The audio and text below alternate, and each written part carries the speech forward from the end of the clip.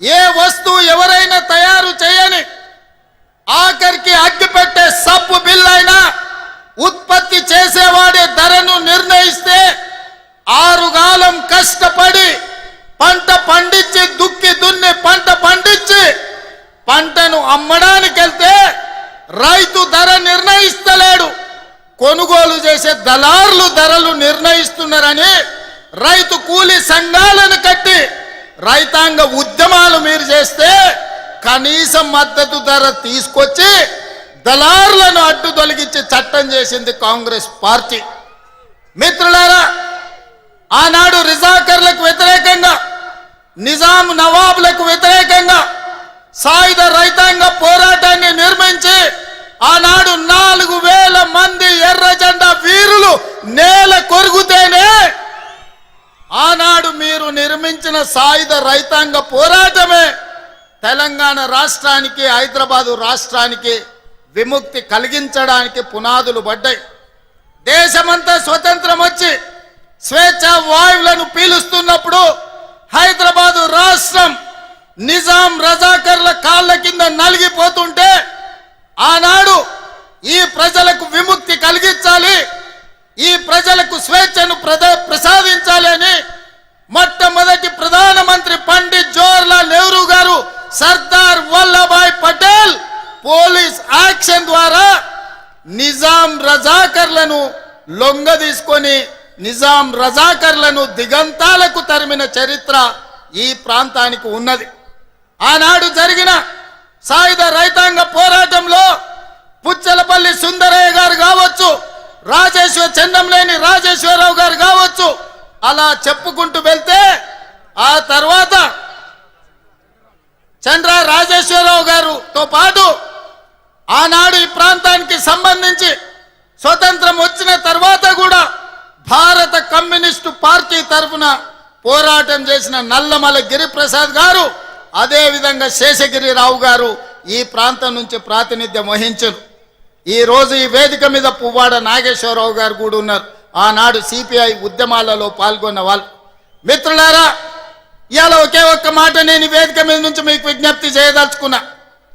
ఆనాడు బ్రిటిష్ వాళ్ళతో ఎంత ప్రమాదం ఉండేనో ఈనాడు ఉన్న బీజేపీ అంటే బీజేపీ భారతీయ జనతా పార్టీ కాదు, ఇది బ్రిటిష్ జనతా పార్టీ.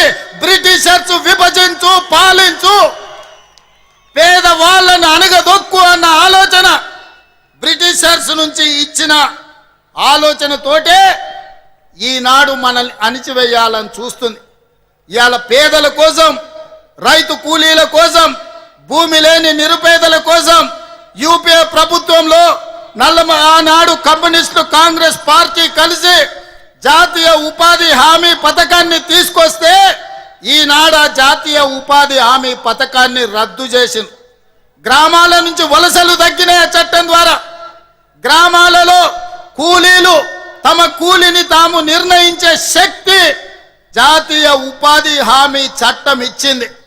ఇవాళ అదానీ అంబానీలకు కూలీలు దొరకడం లేదు, ప్రజలు వలసలు పోవడం లేదు, నగరాలు వలసలు పోయే రోజులు మారిపోయి మొన్న వచ్చిన కరోనా సమయంలో ఈ దేశంలో ఉండే పేదలను ఆదుకోవడానికి జాతీయ ఉపాధి హామీ పథకమే ప్రయోజనం చేకూరింది.